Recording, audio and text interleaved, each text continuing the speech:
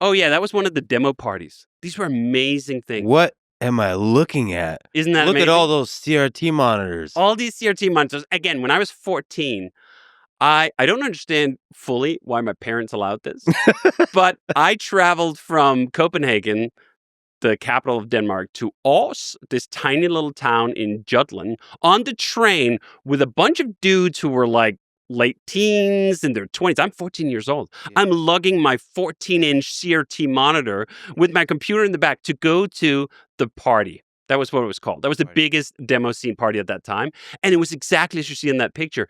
Thousands of people just lining up with their computers, programming demos all day long, and trading these things back and forth. That's kind of awesome. Not going to lie. It's a little ridiculous. It's totally awesome. And I miss it in ways where the internet has connected people in some ways. But the connection you get from sitting right next to someone else who has their own CRT monitor, who's lugged it halfway around the country to get there, is truly special. Because it was also just this burst of creativity. You're constantly running around. You're constantly surrounded by people who are really good at what they could do. They're really good at programming computers. It's infectious. It was part of that pang I felt then, going like, oh man, why can't I figure this out? I mean, why can't I even figure out Easy Amos? It's kind of frustrating.